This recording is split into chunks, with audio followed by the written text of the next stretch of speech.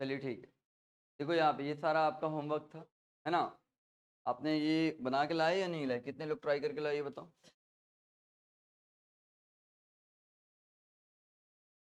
कौन ये वाला बन गया? ये वाला बना? ये बना? सब बन गया तुम लोग से? वाह! चलिए मिला लिया जाए। देखो यहाँ ध्यान देना आप, यहाँ ध्यान दोगे। इसका बनाते हैं हम लोग, ठीक है ना? एक नीचे जाएगा M1G और एक टेंशन लग रहा होगा इस पे, हाँ या नहीं? अच्छा टेंशन कहाँ क्या लगेगा वो भी डिसाइड कर लो। एक टेंशन यहाँ लगेगा, एक टेंशन यहाँ लगेगा, यहाँ लगेगा, यहाँ ऊपर। स्ट्रिंग सेम है, धागा सेम है, टेंशन क्या रहेगा? सेम रहेगा, बदलेगा नहीं। अब हम इसको कैसे लिखेंगे?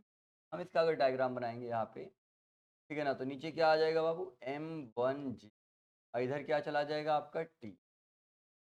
क्या आया? M1G, इधर क्या चला जाएगा? अब इसका डायग्राम अगर बनाया जाए तो क्या आएगा बताओ? M2G, ये क्या जाएगा? M2G और ऊपर क्या जाएगा? आई बात समझ में? नीचे क्या गया? M2G, ऊपर क्या गया? क्लियर है यहाँ पे? क्या वो नॉर्मल? नॉर्मल, अरे वाह! हाँ, रखा हुआ क्या लगेगा? बहुत अच्छा। ऊपर क्या जाएगा? एक नॉर्मल जाएगा। क्लियर है यहाँ पे? कोई दिक्कत? इसका डायग्राम ये बन गया, ये M1 वाले का, और ये बन गया किसका? M2 वाले का। क्लियर है यहाँ पर? आया सभी का ये? यहाँ आते हैं बोलो, है ना? इसमें बनाते हैं। इसमें आप लोग देखो, एक आपको नीचे लग रहा है, क्या लग रहा है? M इंटू, एक यहाँ लग रहा है आपका सीधा नॉर्मल, क्या लग रहा है? अब बताओ यहाँ पे M इंटू जी और ये हो गया, है ना? टेंशन है? नहीं है। हम लोगों को तो तीन ही फोर्स दिखाना है, ऐसे तो और भी फोर्स लग रहा होगा, बट अभी हम बात सिर्फ तीन फोर्स के बारे में कर रहे हैं, नॉर्मल, ग्रेविटेशनल और टेंशन।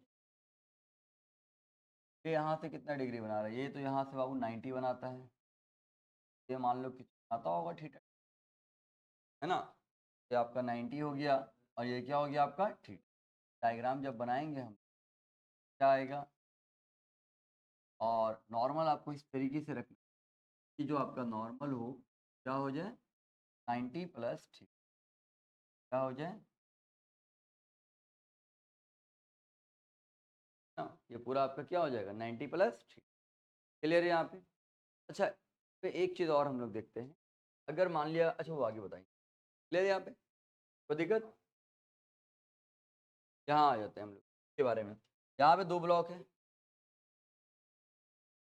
एक M1 और एक क्या है? अगर बात करेंगे हम M1 का, ठीक है ना? तो नीचे क्या लगेगा बाबू? ग्रेविटेशन। ऊपर क्या लगा? टेंशन। हाँ नीचे क्या आएगा?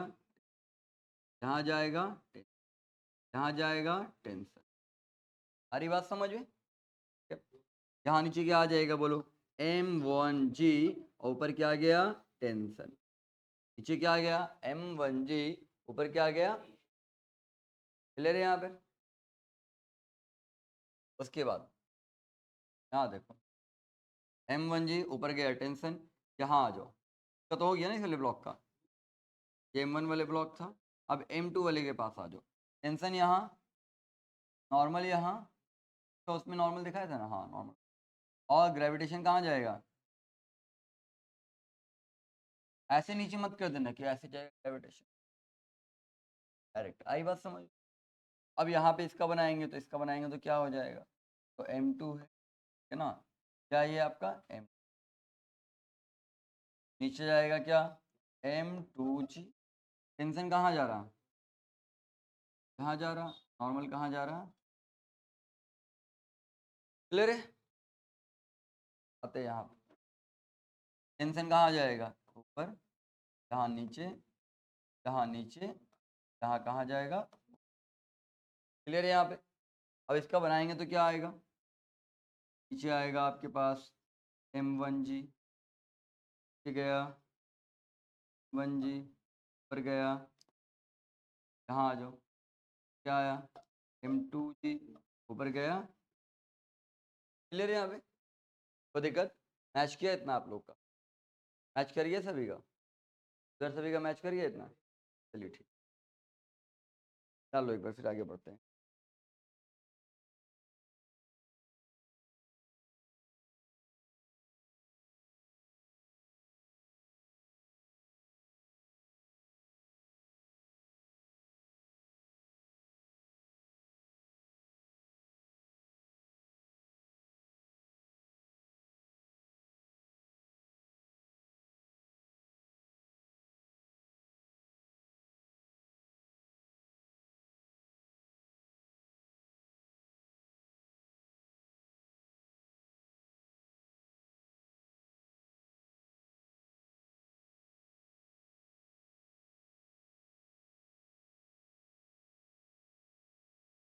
लगेगा तो है ना, ठीक है, ठीक है, नहीं निकाल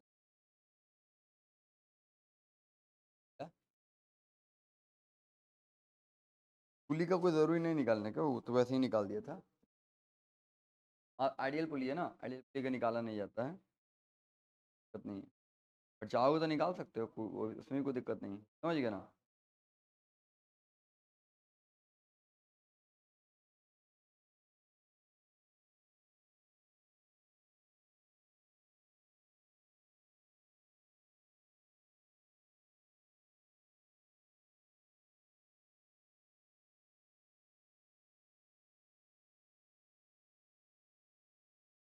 चलिए अब आते हैं क्वेश्चंस पे।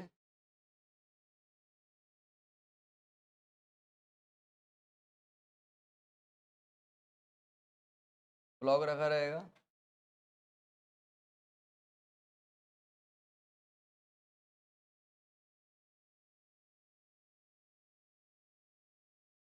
ब्लॉक है,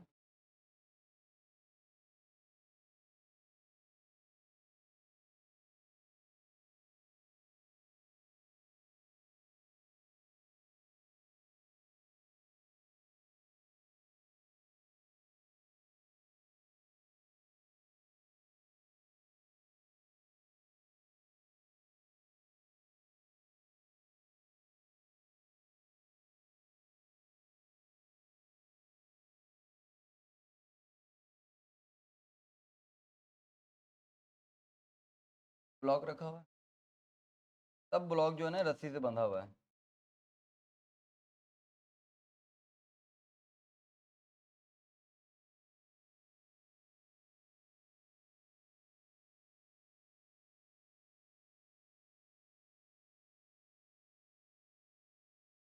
यहाँ पर से खींचा जा रहा है,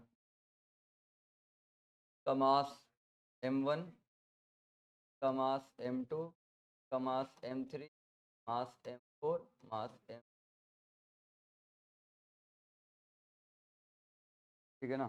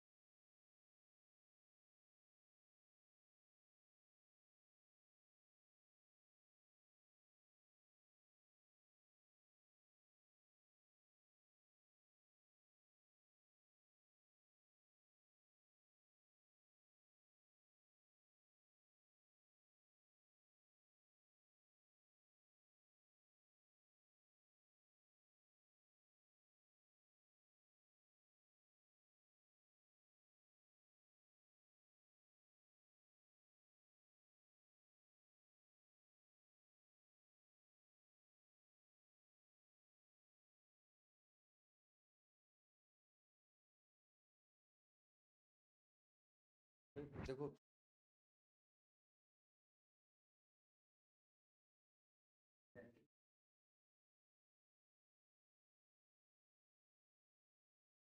बाहर में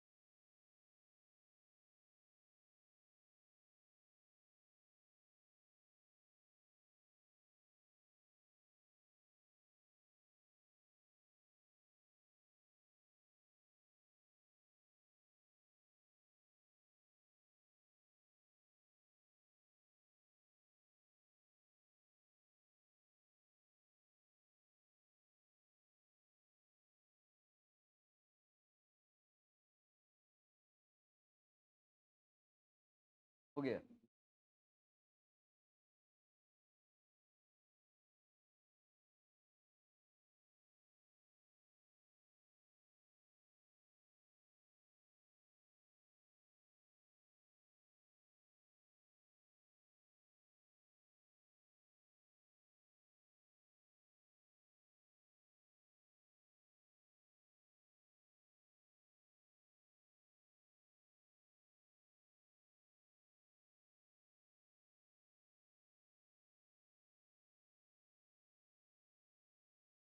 बन गया। लग जाएगा, लग जाएगा, लग जाएगा। एक हाथ से लग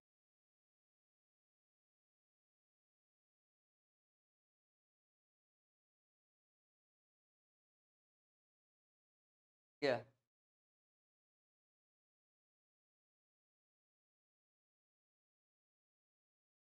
चलो, बना लिया होगा आप लोगों ने, ध्यान देना है।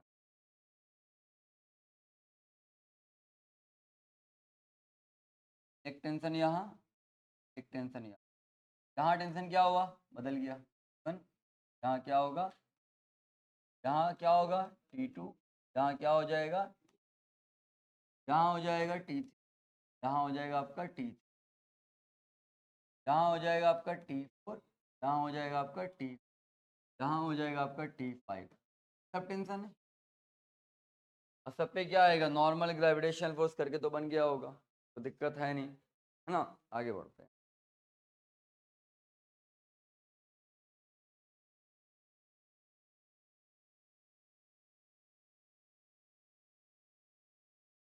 तो बनाओ तो, मास M1 मास है, दोनों एक धागे से जुड़ा हुआ है और आपको निकालना है यहाँ पे एक फोर्स, ठीक है ना। फोर्स लग रहा है, कितने डिग्री बना रहा है। चलिए बनाइए तो इसको आप लोग।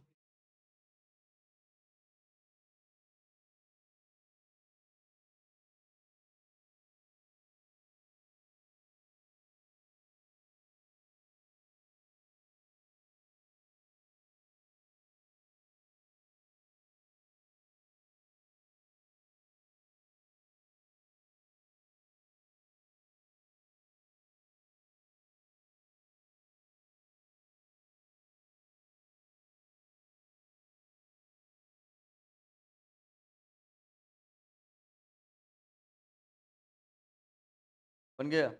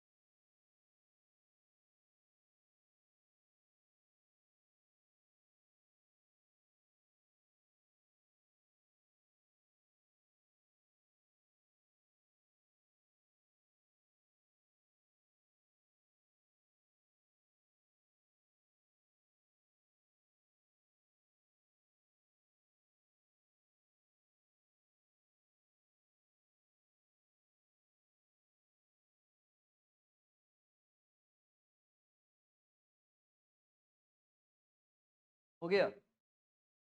चलिए, बना आप लोगों से, सिंपल है ना। एक क्या आपका M1, M1 कहाँ लगा, लगेगा ग्रेविटेशनल फोर्स, पर लगेगा नॉर्मल फोर्स। दिखा दिया जाए पहले। एक टेंशन कहाँ जाएगा, यहाँ, और एक टेंशन कहाँ जाएगा, यहाँ। यहाँ भी टेंशन लगेगा बट ये बदल जाएगा, मान लीजिए। क्लियर है यहाँ पे। यहाँ और कौन सा फोर्स आएगा, और एक आपका फोर्स आएगा, कौन सा फोर्स आएगा। क्लियर है यहाँ पे। अब यहाँ देखो ये M2, नीचे क्या जाएगा, M2 जी, ऊपर क्या जाएगा, नॉर्मल जाएगा। और यहाँ क्या जाएगा, जाएगा। क्लियर है यहाँ पे। और यहाँ ऊपर में क्या जाएगा आपका, होगी। क्लियर यहाँ पे। अब हम लोग आएंगे, हो गया ये टॉपिक, फ्री बॉडी डायग्राम बनाने आया आप लोगों को, कोई दिक्कत नहीं है। अब हम लोग आएंगे इक्विलिब्रियम ऑफ द बॉडीज, ठीक है ना, आएंगे इक्विलिब्रियम ऑफ बॉडीज, हटाएं इसको, हम आगे बढ़ जाए। इक्विलिब्रियम ऑफ बॉडीज, हेडिंग देना बाबू, इक्विलिब्रियम ऑफ बॉडीज।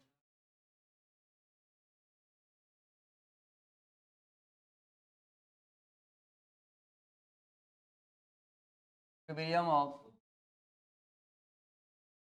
बॉडीज,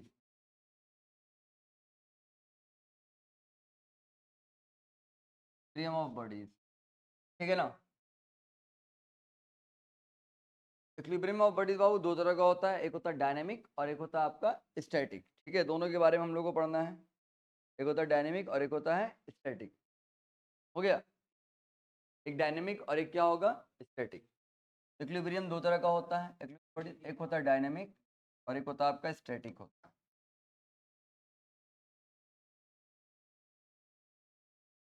क्या होता है, एक आपका डायनामिक और एक स्टैटिक। एक होता है स्टैटिक और एक क्या होता है आपका डायनामिक।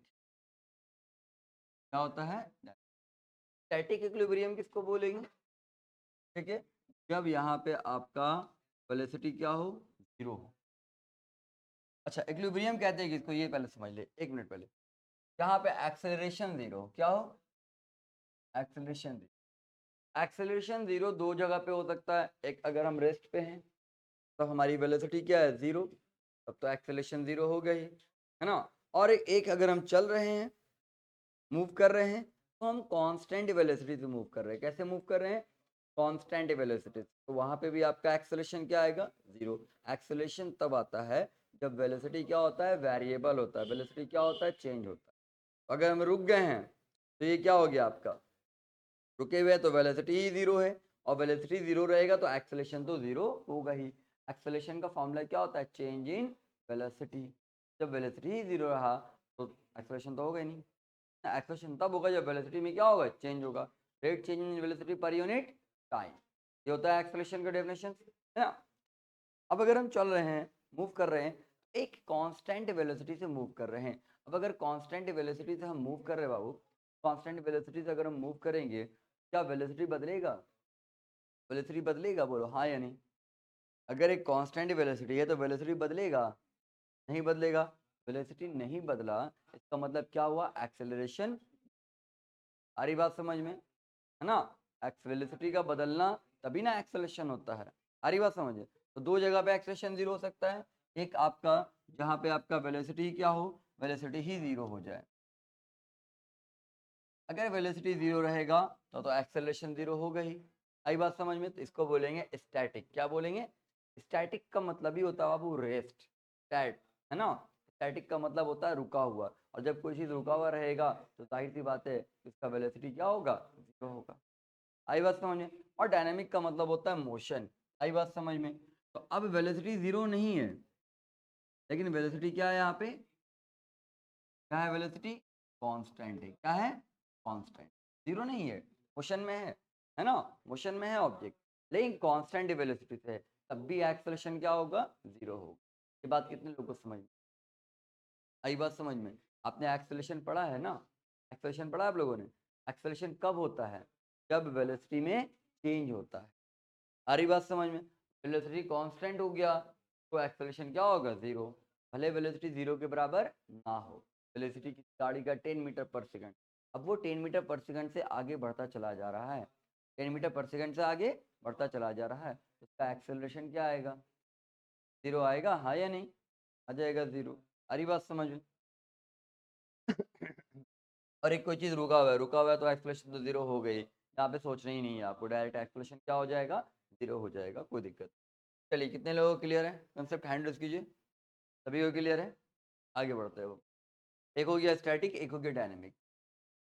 इक्विलिब्रियम कब बोलेंगे, बताइए, जब एक्सेलरेशन क्या होगा, जीरो होगा, ठीक है।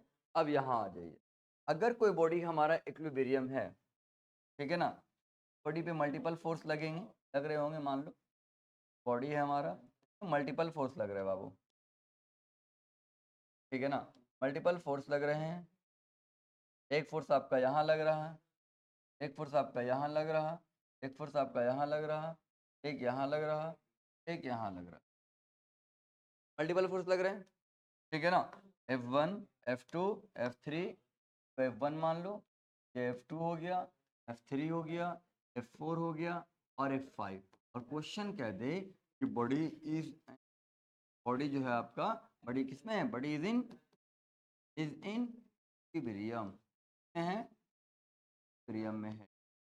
आई बात समझ में? तो बॉडी आपका वो किस में है? इक्विलिब्रियम। अब अगर बॉडी इक्विलिब्रियम में, इतने सारे फोर्सेस लगने के बाद भी बॉडी इक्विलिब्रियम में है, दैट मीन्स यहाँ पे क्या हो रहा है? तो मतलब ये हो रहा है, दैट मीन्स एक्सेलरेशन यहाँ पे क्या हो जाएगा? समझ में आया कि नहीं आया? इतने सारे फोर्सेस लग रहे हैं फिर भी बॉडी क्या है? इक्विलिब्रियम में। इक्विलिब्रियम का मतलब क्या है? एक्सेलरेशन क्या हो गया? जीरो होता है ना। अब जैसे तुम दीवार है, कहाँ गया दीवार? देखो दीवार पे हम फोर्स लगा रहे हैं, क्या मेरे फोर्स लगने के बाद से दीवार में एक्सेलरेशन हो गया है? नहीं ना हुआ है।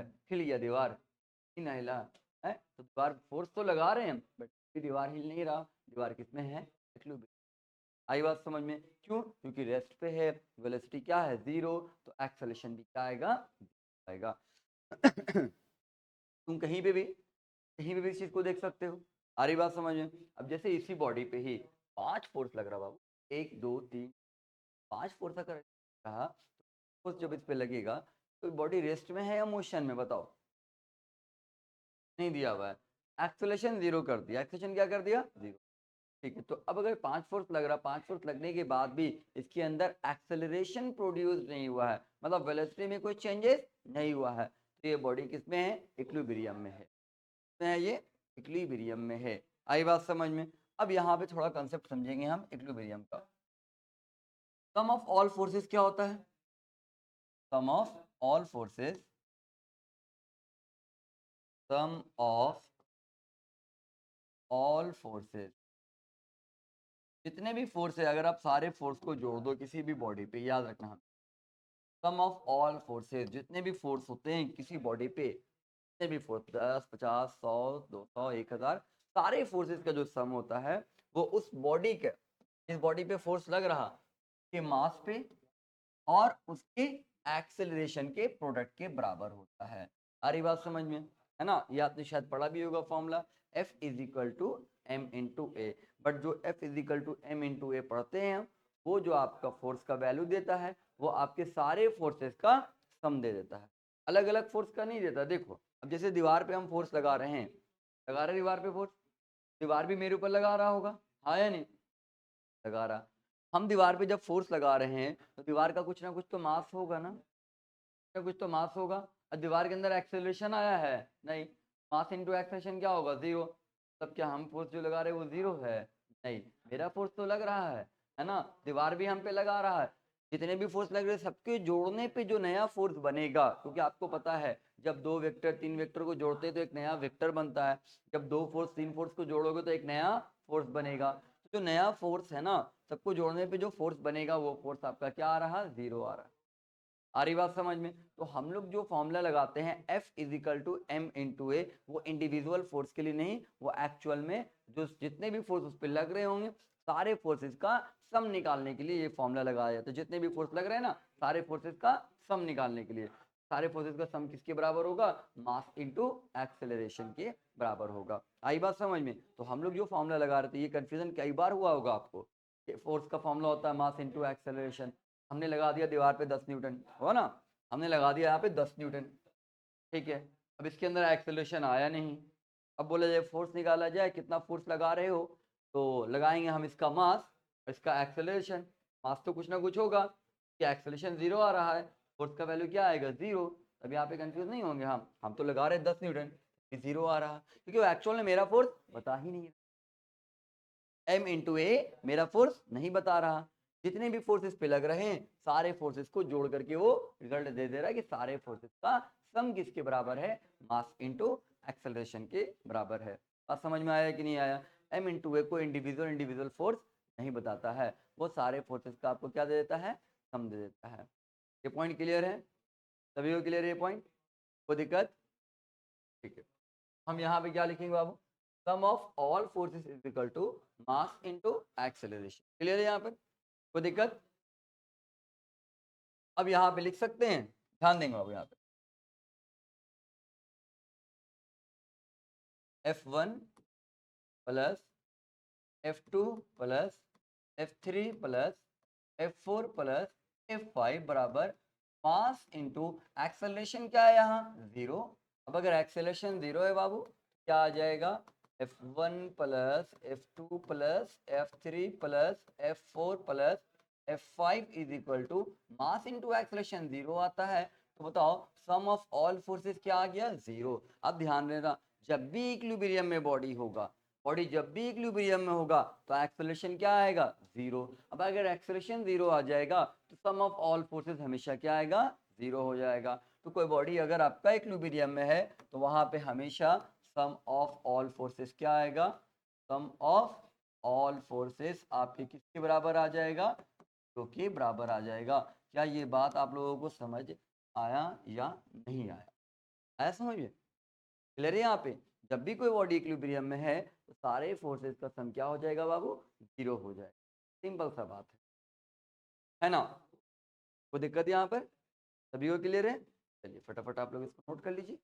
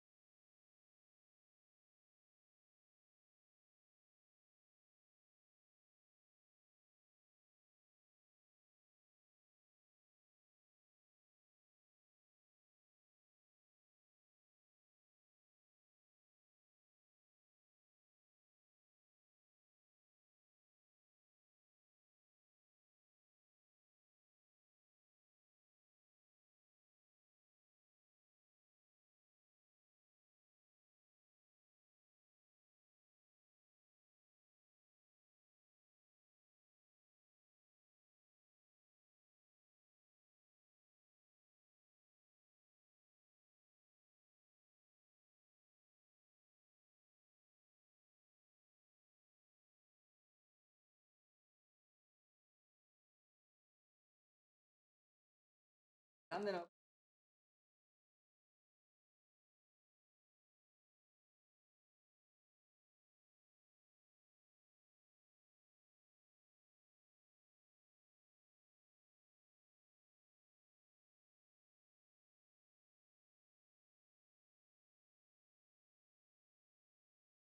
क्लास में 10 तरह के बच्चे पढ़ते हैं, 10 तरह का माइंड। हो सकता है अभी तुम लोग में से वैसा कोई नहीं हो, कल की डेट में कोई आएगा अगर नया तरह है, क्या पता। ठीक है, चलिए। सम ऑफ ऑल फोर्सेस क्या हो गया? 0 हो गया। क्लियर है यहाँ पे? कोई दिक्कत? अब इसी को हम ऐसे भी लिखते हैं बाबू, देखो ध्यान देना, है ना। हम इसको ऐसे लिख सकते हैं, इतना ना लिख करके। आपने क्लास 10th में मैथ्स पढ़ा होगा, वहां सिग्मा पढ़ा होगा, सिग्मा, ठीक है ना, जिसको हम समेशन बोलते हैं 11th में, समेशन। ठीक है, समेशन एफ आई। ठीक है, आई कहाँ से स्टार्ट है?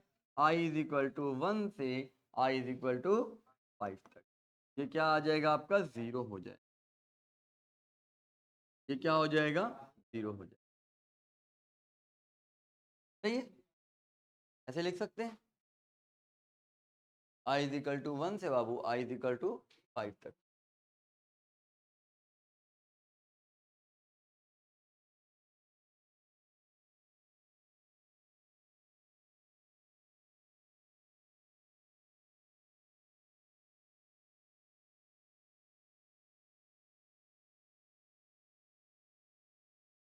क्लियर है? समझ में आया है कि नहीं आया? इक्विलिब्रियम का कंसेप्ट आया समझ में? इक्विलिब्रियम बॉडीज का कंसेप्ट समझ में आया आप लोग को, है ना? आगे बढ़ जाओ। अब अगर आपके पास n फोर्स है बाबू, कितना फोर्स है? n फोर्स है आपके पास। अगर n फोर्स है, ठीक है ना, तो n फोर्स अगर आपके पास है, मान लो एक force, total number of force कितने हैं? n। तो भी वैसे ही लिखेंगे हम लोग, टोटल नंबर ऑफ फोर्स कितने हैं आपके? n। अच्छा, सम ऑफ ऑल फोर्सेस 0 क्यों आ रहा है? ये समझ में आ रहा है कि नहीं आ रहा आप लोग? सम ऑफ ऑल फोर्सेस आपका 0 क्यों हो रहा है? ये समझ में आया कि नहीं आया? बताइए हमको क्यों हुआ? डॉट डॉट डॉट डॉट, कहाँ तक गया? F N. सारी बात समझ। हाँ, सम ऑफ ऑल फोर्सेस 0 क्यों हो गया? क्योंकि सम ऑफ ऑल फोर्सेस का फॉर्मूला होता है मास इनटू एक्सेलरेशन। सारे फोर्सेस का सम का फॉर्मूला होता है मास इनटू एक्सेलरेशन। बड़ी इक्विलिब्रियम में है तो एक्सेलरेशन तो 0 होगा। सम ऑफ ऑल फोर्सेस क्या हो गया आपका? 0 हो गया। क्या ये बात समझ में आई कि नहीं आई आप लोग को? अब अगर हम यहाँ पे देखेंगे, एन फोर्स है और बॉडी क्या है? Body is in equilibrium. आपका जो बॉडी है वो बॉडी किसका है? बॉडी इज इन,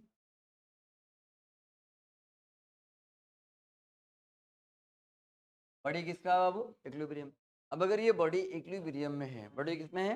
इक्विलिब्रियम में है, तो क्या हम लिख सकते हैं यहाँ पे? तो हम लिखेंगे यहाँ पे जितने भी फोर्स होंगे यहाँ पे, सारे फोर्स, एफ आई लिख दिया।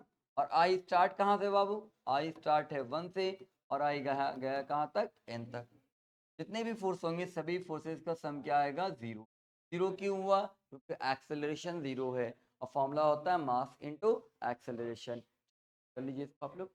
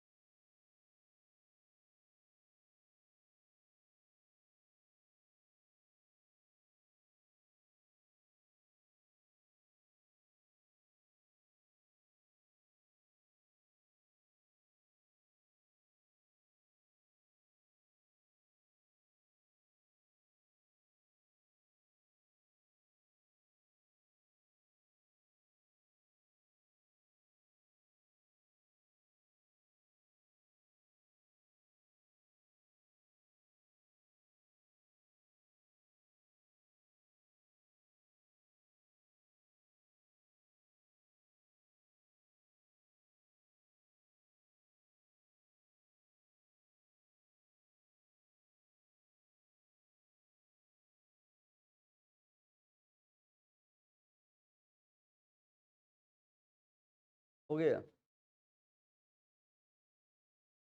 हो गया।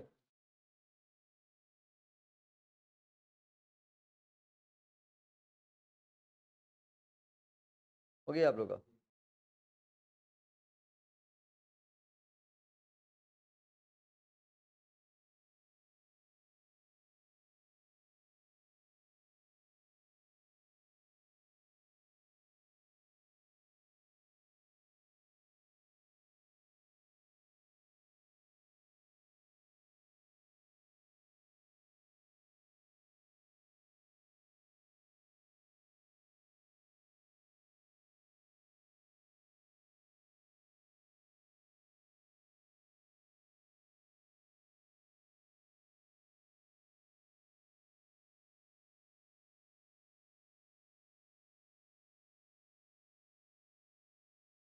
चलिए हो गया ना, आगे बढ़ जाए।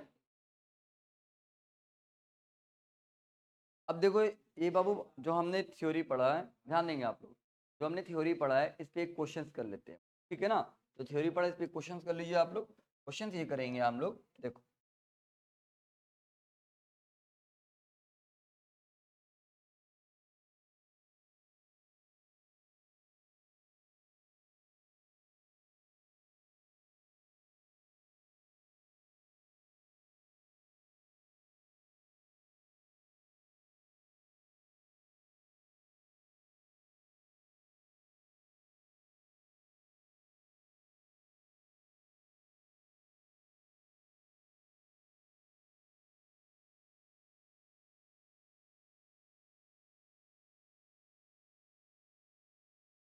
ठीक, यहाँ ध्यान दो।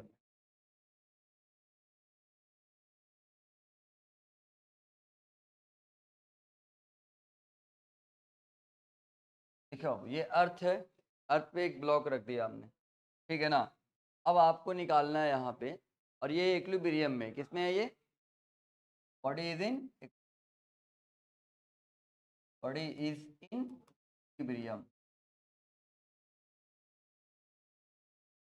इक्विलिब्रियम में। अब अगर बॉडी आपका इक्विलिब्रियम में है, आपको यहाँ पे दो फोर्स बनेगा, का मास बाबू m, क्या है m, नीचे क्या बनेगा m इंटू जी, और ऊपर क्या बनेगा नॉर्मल, हाँ या नहीं? एक mg और एक क्या बनेगा नॉर्मल।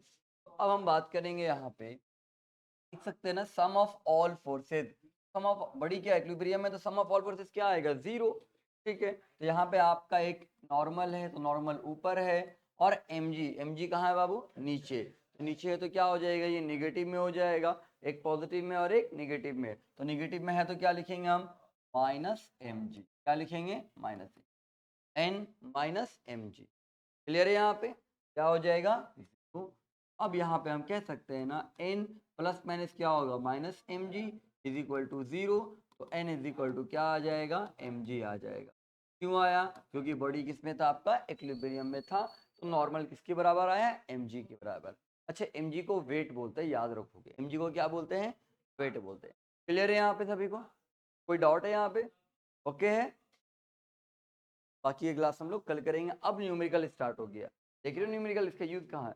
ये छोटा सा है, हल्का सा है, अभी एकदम बड़े बड़े क्वेश्चन हम लोग इसको अप्लाई करेंगे। फ्री बॉडी डायग्राम बनाने आना चाहिए था आप लोग, फ्री बॉडी डायग्राम बनाने आएगा, आप सारे क्वेश्चन को सॉल्व कर लो। आ रही बात समझ में? और हम लोग जितना भी केस अभी पढ़ेंगे सबका सब क्या रहेगा? Body is in equilibrium. लेकिन आगे जब पढ़ेंगे तो बॉडी इक्विलिब्रियम में नहीं रहेगा, तो वहां आपका सम ऑफ ऑल फोर्सेस जीरो नहीं होगा।